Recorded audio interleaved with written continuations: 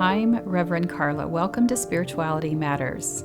Now I invite you to settle in and find that sacred space between here where I am and there where you are. And let us be reminded that the holy transcends our physical bodies, and our time together is just as sacred and meaningful as if we were sitting beside one another. Okay, so let's get started. Today's podcast is titled, Is That God Speaking to Me? This theme is about how our souls hear from God, because I believe that we do. But I'm going to offer just a gentle word of caution here, because depending on your religious experiences, this topic today could be triggering for you. Now, we've often spoken about religious trauma, which is very real, and we'll discuss that even more in future episodes. But for today, I just want to remind you that that could come up for you if you are involved or experiencing religious trauma. So from my history, a common phrase that I would often hear in my religious experience was something like this: Sister Karla, God told me to tell you. And then that phrase was typically followed by some kind of work that I was being required or asked to do inside a church or a project or something like that. Or sometimes it was also a judgment about something in my life. Now, it's very hard to argue with that phrase when someone starts it with, God told me to tell you, because what are you going to say? No, you did not hear from God about me. But it is a very passive-aggressive phrase, and I have worked through my own religious trauma related to that, because so often it was used as a way to control me. Now, I will also say, however, that I do receive spiritual wisdom, so I'm not discounting the fact that people do hear from God on behalf of other people. But what I find interesting is that when I hear from God on things that I am to offer to other people, it's never about work that they are to do free for me. So I just want to offer that to you as my own spiritual insight to use your own discernment and wisdom on what is being offered to you by other people and how it ends up benefiting you and your spiritual growth versus the person who's offering that wisdom to you. Now, I'm going to come out of that rabbit hole because we could make a whole topic about just that alone. But let's get into today's topic about how we know if we're truly hearing from God, and it's not just, are we acting on a hunch or something else? So I want to start by saying this. Sometimes you just don't know if you are hearing from God. And that's going to be hard to hear because, I'm not intuitive about all these things, and I'm not going to pretend like I am. But when you don't know if you're hearing from God, that's just your time to stand still and be patient and not act in haste. We have all been there. Whatever is happening to you, where you're feeling like you're being disconnected or you're not getting the answers or the wisdom that you're needing for a direction in your life, that's a very common situation to be in. It's not because you're a bad person. It's not because you're somehow spiritually detached or disconnected. It happens to us all. So let's use a couple of examples, though, of things that you might be doing that can help you in the future when you're looking for wisdom or you're looking for direction in your life. Sometimes the way we're doing that can actually be blocking us or inhibiting spiritual wisdom. And what do I mean by that? So let's say that you're really wanting to receive direction, but you already have a preconceived notion about how you want things to turn out in your life, whether it's about a relationship, someone that you want to have a relationship with, or a job that you really want, but you're not sure that you should take, but you already have an idea of how you want things to go. So you're taking that intention into your prayer time or your meditation or your counsel or whatever you're doing. You're going full force into there, but you've already got an idea of how you want it to go. So in other words, you're playing the part, but you're not really open to spiritual wisdom. You're pretending to be. That's hard to hear, but a lot of us do that. But I'm going to advise you to take caution and slow down and really think about what your intentions are when you're wanting to hear from God. So sometimes what we'll do is, let's say that you are being encouraged to seek wise counsel or seek prayer or whatever it is, however it is that you're moving forward to talk to get wisdom on a situation. Okay, so to get direction on something that you're supposed to do. And you receive a nudge from someone who comes in and says, "Hey, I heard that you got this offer. That I'm so excited for you." And you say, "Yes, that's all I need. I'm going to move forward with my life just based on that information alone." That isn't necessarily something from God. That is not necessarily direction from God. There are just some things, time in our lives where we just need to pause and open our hearts, silence our egos, calm our minds, and ensure our soul that we are willing and open to receive wisdom. Someone just coming through the door and telling you congratulations on something isn't necessarily spiritual wisdom. Can it be? Yes, and this is where it can get very frustrating and confusing, but it all comes together. So, I do believe that divine wisdom and answers can come to us in many forms and at any time.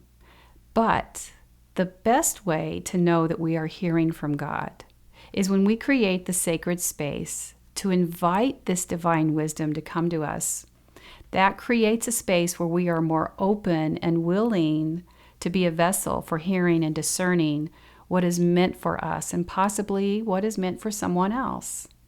So now let's hang on to that last part. I'll come back to that. But spirituality is not about showing others how spiritual you are. So in other words, if you're in this situation where you're seeking spiritual guidance and spiritual wisdom and you're trying to contemplate what your next steps are, it isn't about reflecting or sharing your experiences with others. Yes, it can be a form of inspiration, but more importantly, it's about your relationship with God. It's about your relationship with the divine and how that works for you, not necessarily to share with others. So sometimes our intentions for even hearing from God can be inhibiting us if our only intention is to be able to share with others how spiritual we are.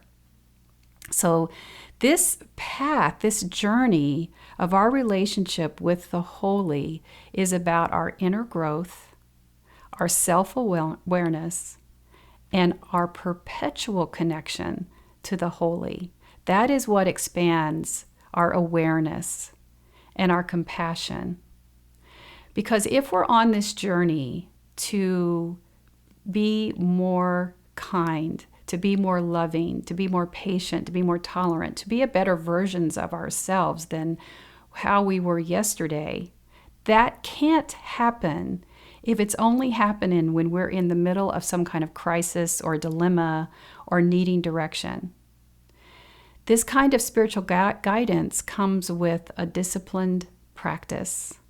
And what I mean by a disciplined practice can be simply, maybe that's in the morning when you're pausing and you light a candle and you spend time meditating and being reminded that something bigger than you is at work here. Maybe that's all you need to be able to open your heart. Maybe it's in an intense study, maybe it's in some kind of group study, maybe it's in some kind of program.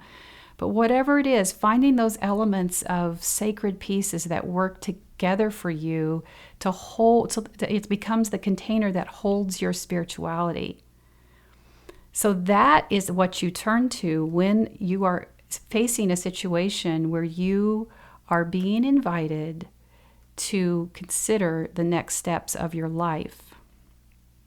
So That means that your spiritual responsibility is about this human vessel, how we show up in the world, and how it takes care of the soul, because the soul is our connection to God.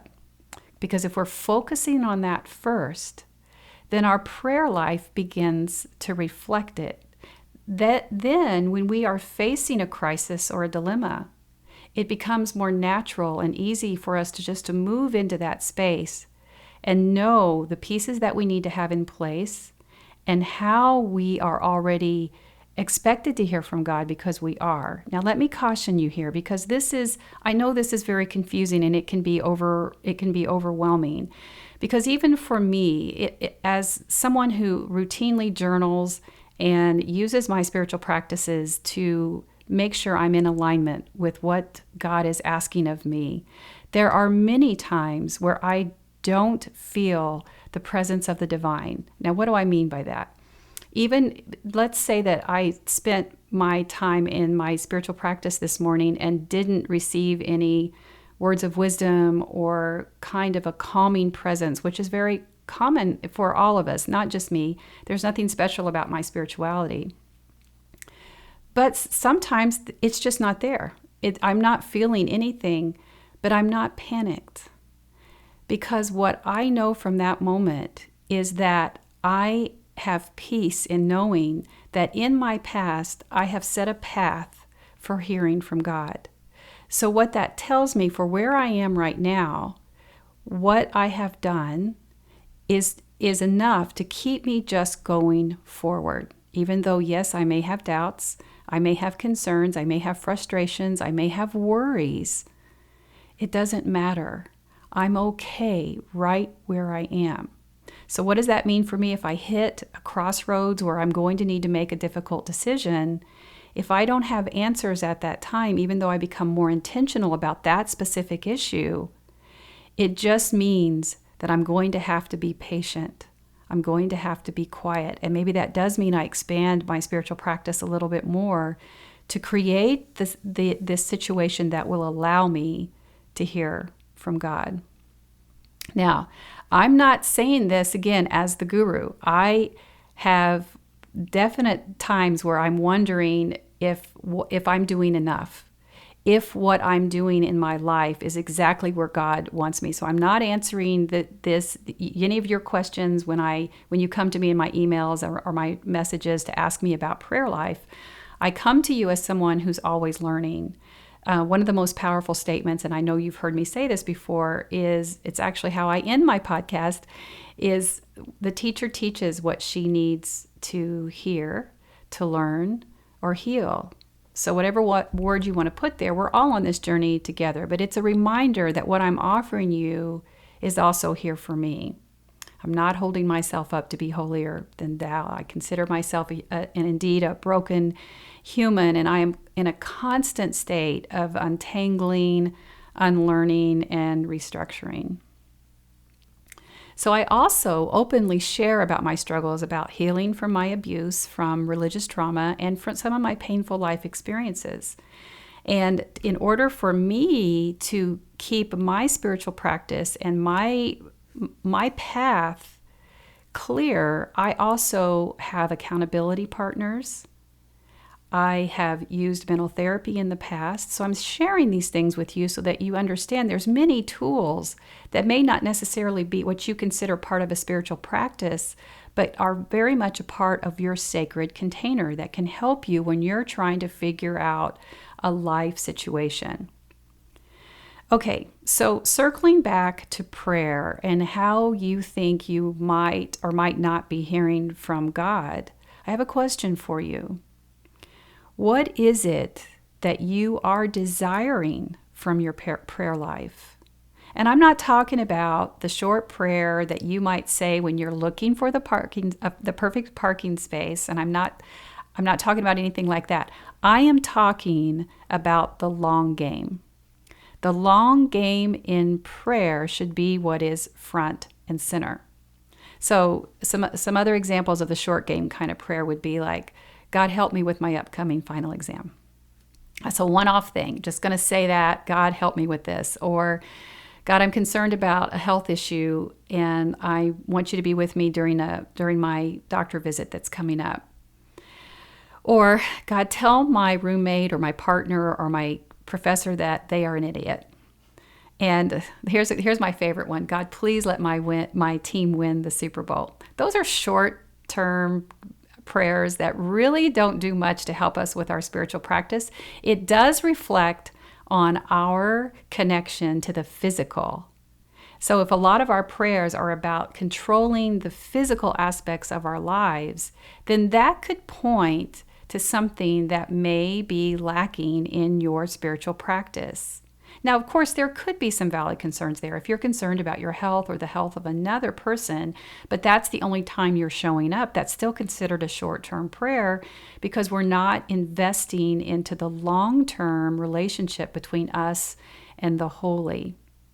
So what does a long game prayer look like? It looks like something like this. And these examples just came to me. So they're for somebody out there. So I hope you receive this with an open heart. But here's one example.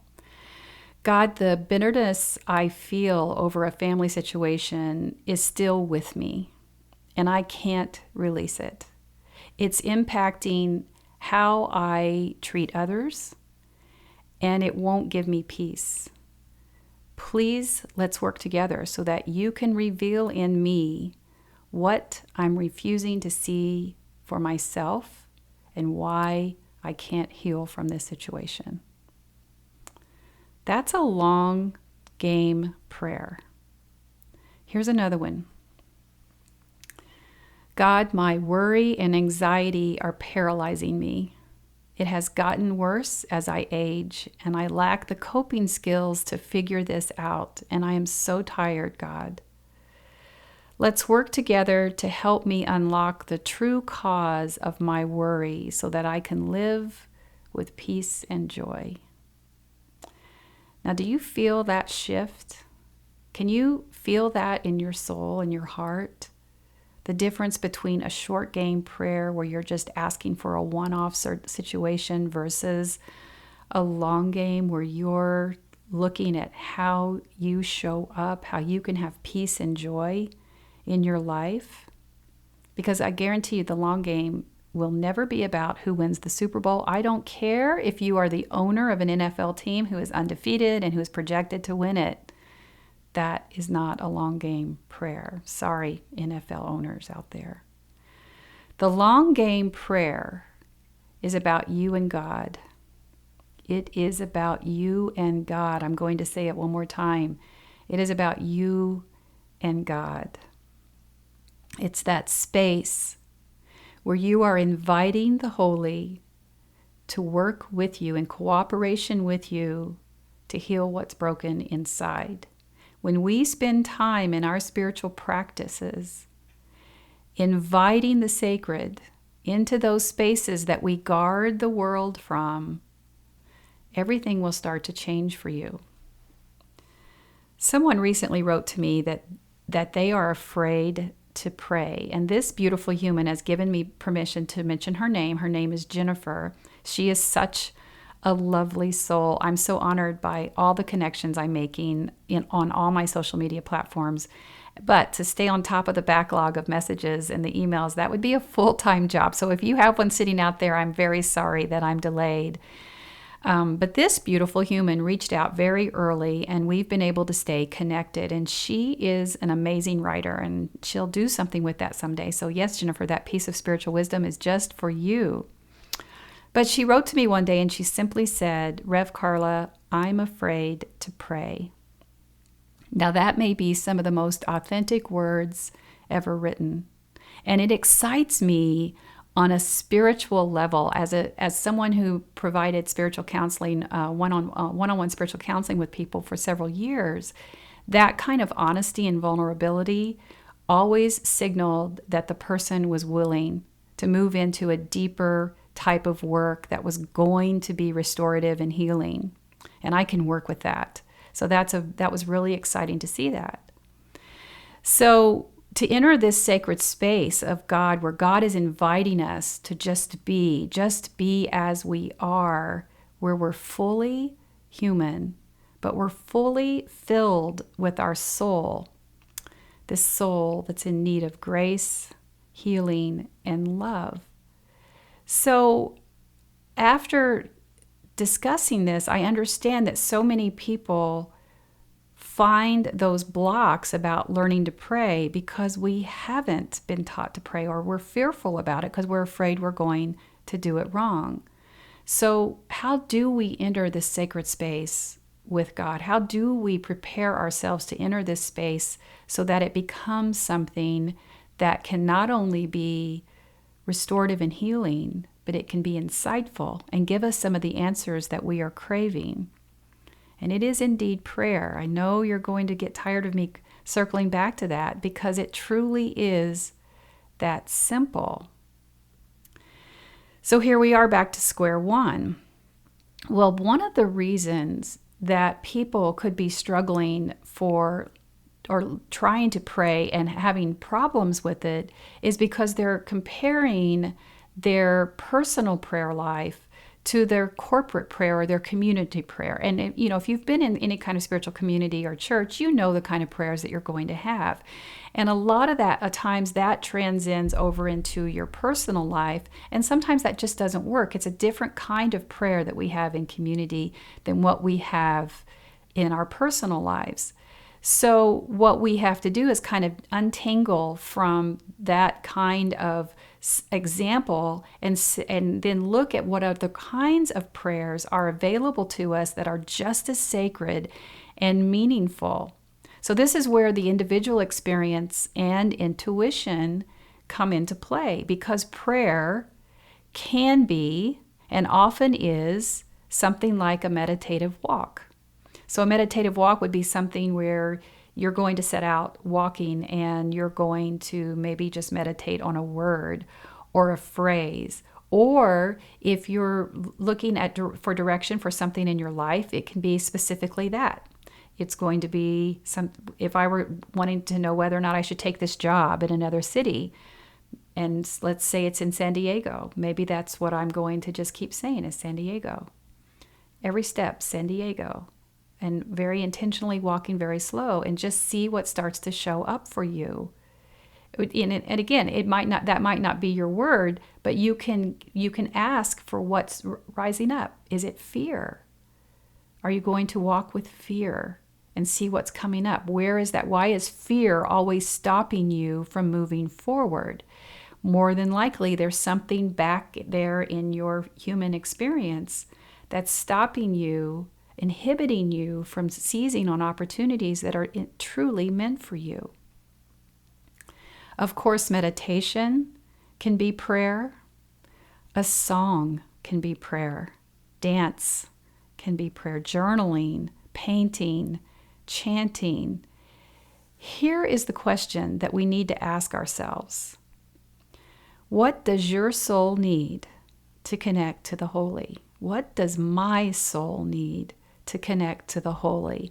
Not what your partner's soul needs, not what you see in church, not what you see on TV, not what you read. What does your soul need to connect to the holy?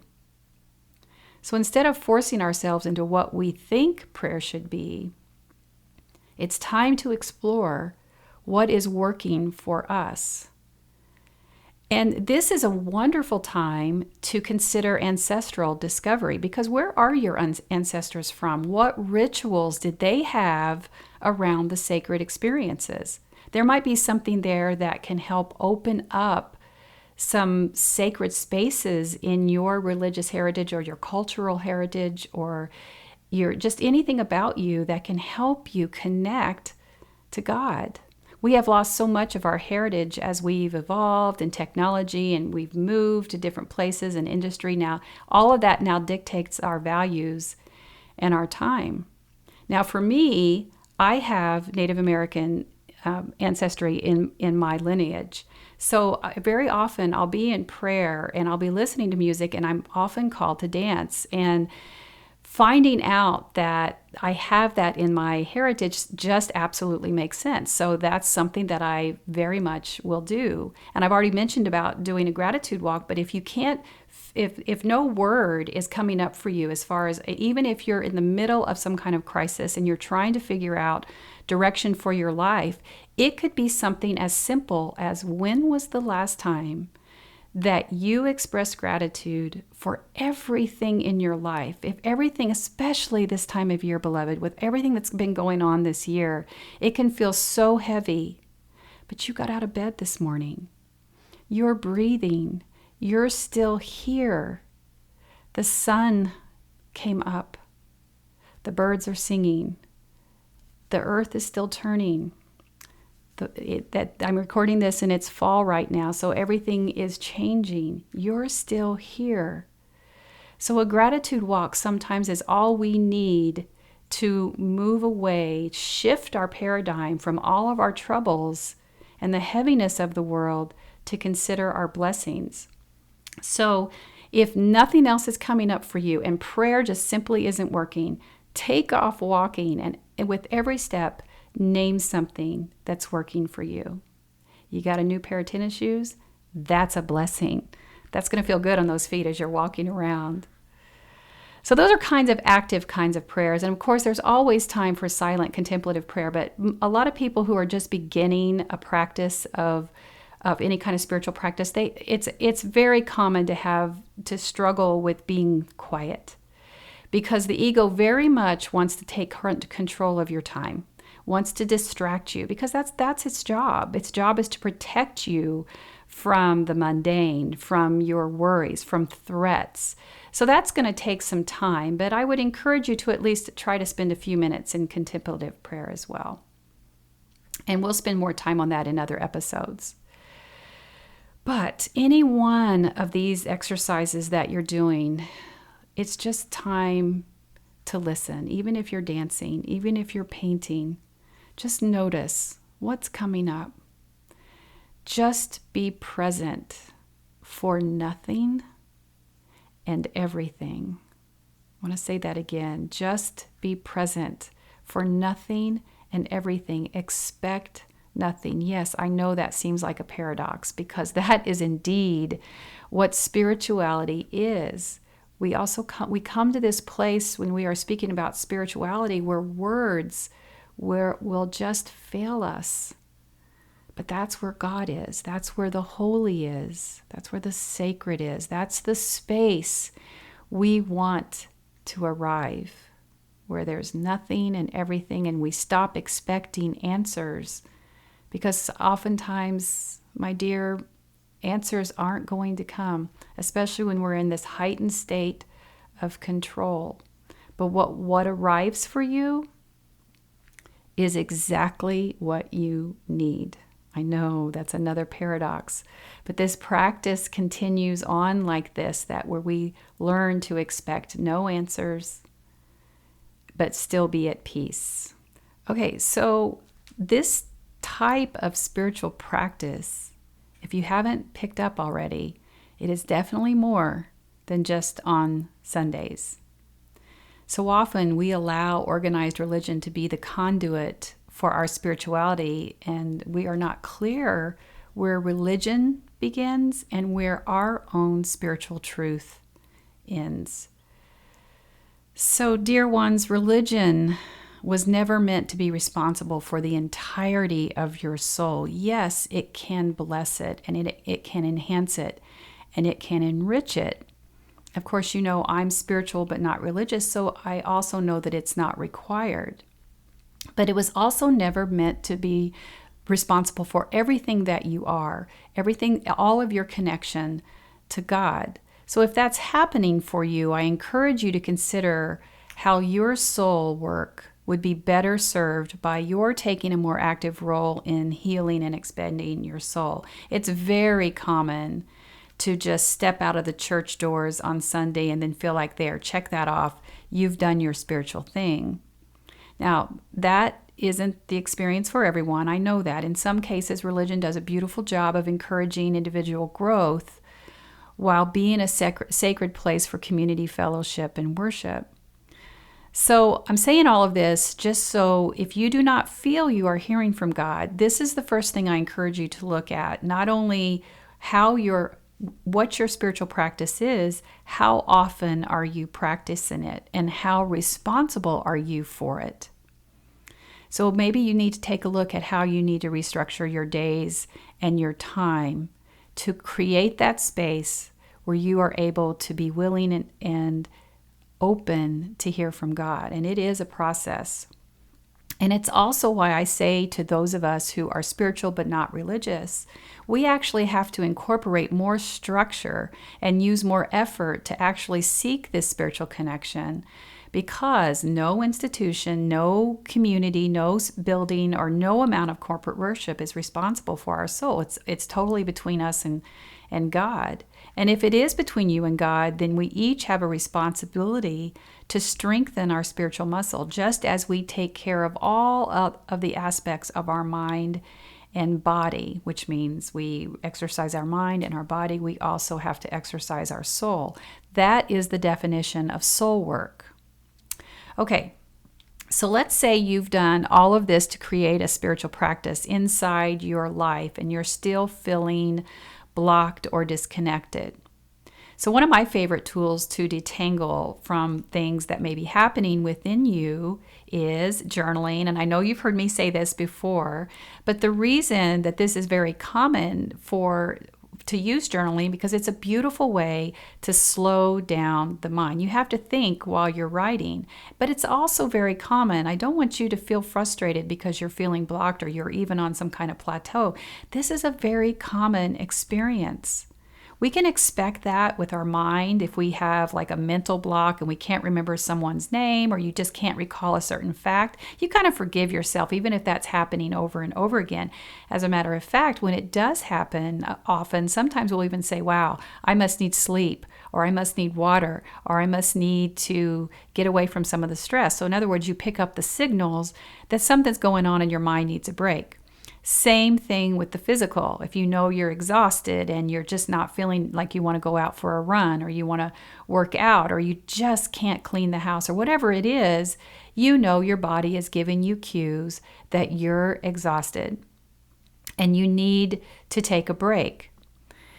So just like with the mind and the body, there is such a thing as a spiritual block, and that can be for a number of reasons, just like with the mental block and the physical. So what does a spiritual block look like? And you may never have even considered that, but it is there. So now that you know that, you obviously know what a mental block is and a physical block, and you understand that a spiritual practice is going to take more than just that hour on Sunday, doesn't it make sense that if that's all we're giving it, then our spirituality is blocking our connections? So yes, we do have a spiritual block.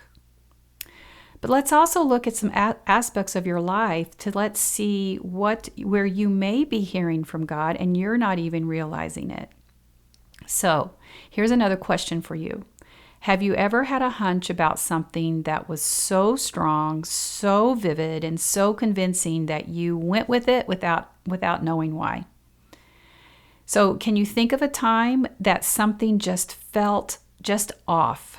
Something about the situation felt off. So you immediately changed plans, you withdrew from a relationship, you reversed a decision, all because there was just something, you couldn't get your arms around this feeling that something was just not right. Or how about this? Have you ever been thinking about someone and then all of a sudden your phone rings and it's them, or you round the corner at the store and they're there, or you receive news about that person. You're like, wow, I was just thinking about them, and boom, there's information about them. Or how about this one? You sense something's off. You're just sitting there reading your book, or you're at the coffee shop and you're just reading, or you're working on your computer, but something is off. And you look up to indeed find someone staring at you. My friends, that is intuition. That is spiritual wisdom. You are connected. Do not dismiss these moments as just a coincidence or a hunch or a lucky guess. They are not.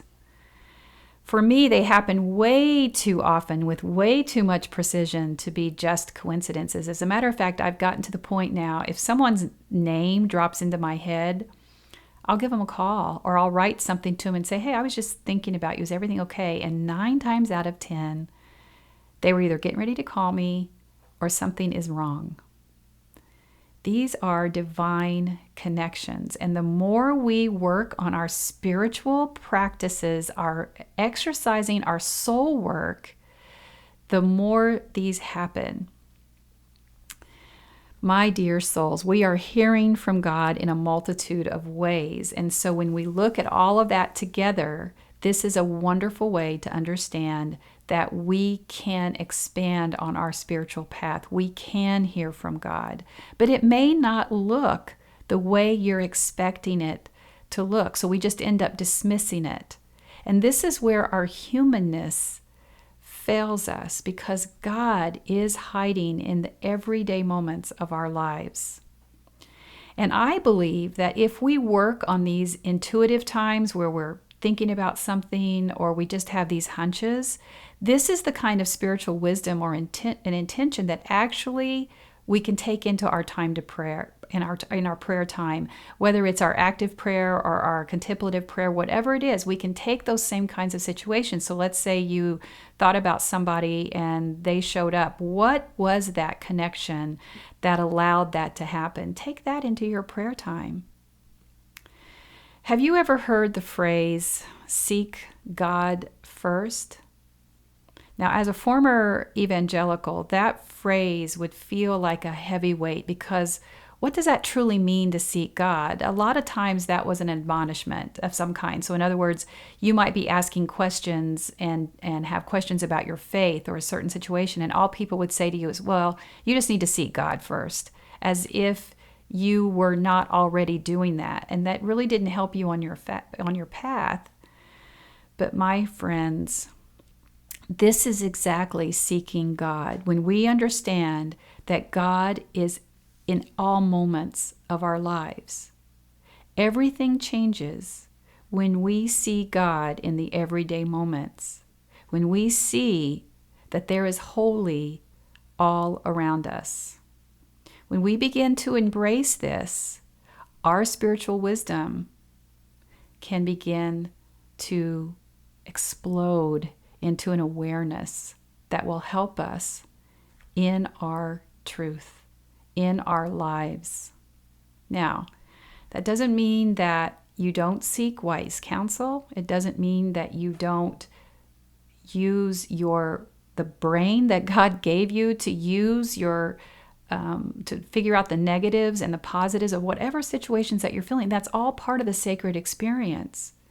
But bringing God into those moments when we work in partnership by making sure that our spiritual practice aligns with our desire to be connected to and to hear from God, then the shift begins to happen. And blessed be and amen. I know there's a lot to unpack there, and I will be teaching on this all throughout the week. So be sure to catch my blog and as well as my information on Facebook and Instagram. Okay, at the end of each podcast, I answer a question. And the question this week is this: how can a relationship work if you don't share the same religious and spiritual views? Well, some people who are very wise when they enter into a relationship will get some kind of counseling. And that counseling may look like, a lot of times they say one of the biggest failures in a relationship is not talking about finances or values or politics or even religion. So I would put religion as one of the top 2 things to discuss when you're going into a relationship. And it has happened quite often, even now, as I've been in a spiritual care practitioner with one-on-one clients, as well as some of the people who are contacting me now to say, I thought my partner believed this, but we are not aligned. And sometimes you can tell that it's going to be a challenge for them to work through this. So if you're already in a committed relationship with someone that you care about, I would encourage you to move into some kind of spiritual care therapy. Now, whether that is with a licensed mental health therapist or you're going to work with a spiritual care practitioner or even both.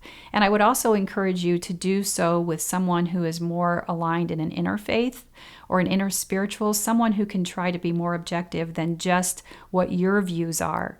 Because as an interfaith, inner spiritual minister, I truly believe that as long as you're both willing to accept and embrace and honor your path to God, there's no reason that this has to be some kind of a disruptive situation that ends a relationship. But it really depends on how deeply rooted you or your partner are in those views. If it's something where you think all of your religious views are black and white and your partner is wrong, there will be challenges. I'm not sure where the bridge will be built for either one of you to cross that. And that's what relationship is all about, whether you're in a relationship with people, a friendship, with colleagues, whatever, your school, whatever you have, your roommates or someone who you're in a loving relationship, a lifelong partnership. It doesn't matter. Our responsibility is to find bridges, to find community, to find respect, to find ways that we can get along with compromise, through compromise. So there's room for that in religion and what our beliefs are, if we believe there are many paths to God. So I encourage you, if that's something where you and your partner are not able to speak with that you find somebody who can be objective and open and help you with that. And I pray blessings as you continue down that journey, and I hope that works out for you. Okay, beloveds, I'm honored to be in this space with you, and I pray that you received something. I know I did, because the teacher teaches what she needs to hear. And now, go in peace and be at peace. Go and know that others are on this journey with you, and you are not alone. You are seen and deeply and unconditionally loved, just the way you are. And may you have blessings on your week. Bye for now.